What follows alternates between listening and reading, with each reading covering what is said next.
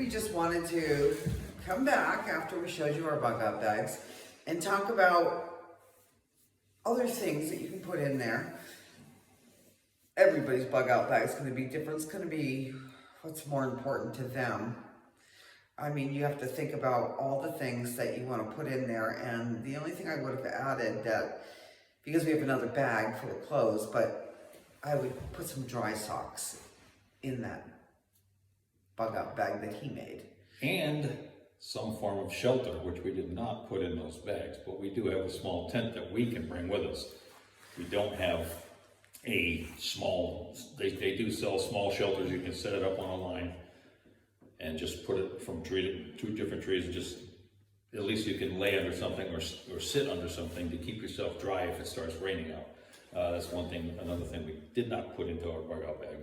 We do plan to get. We have others, but they're too big for the bag. So we have so much. We have baby fishing poles and that we can hook onto the sides of our bags, and depending on what we're doing, I mean, more so that would be in a storm or something we need to walk home.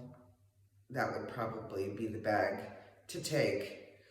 But you're gonna want warm clothes and stuff, and hopefully you're dressed appropriately for the weather, because even though a lot of us don't dress appropriately for the weather, we have it in the car just in case. So you might not want to wear your winter coat, but hopefully you're smart enough to put it in your car. Just in case, you never know.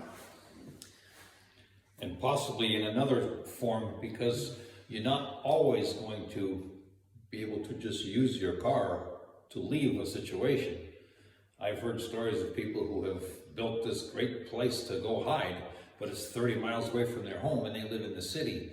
But if the SHTF, they don't have time, they're not gonna be able to drive 30 miles to go get to their special place. And if somebody else finds it before them, trust me, they'll break in, they'll get it, and they'll own it.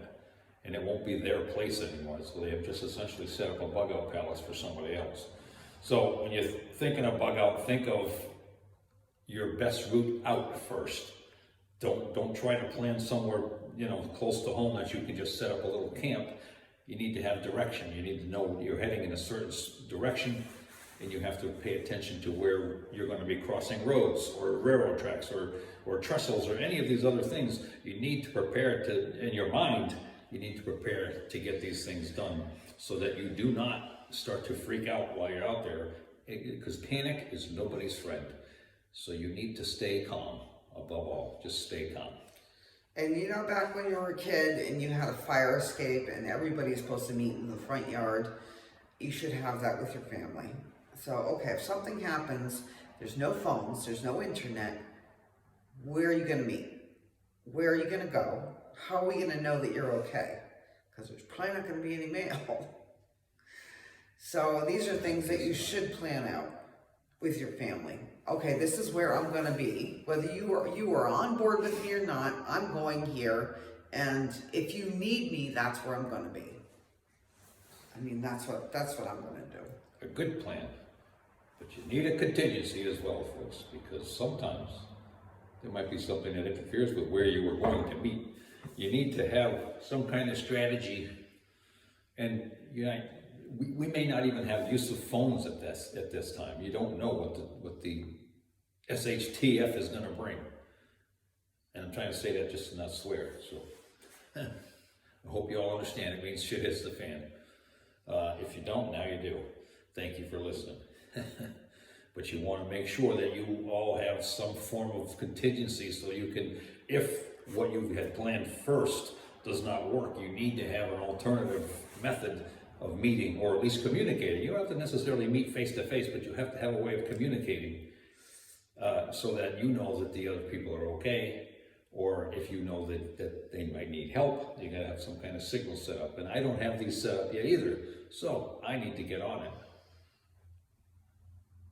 And so do you.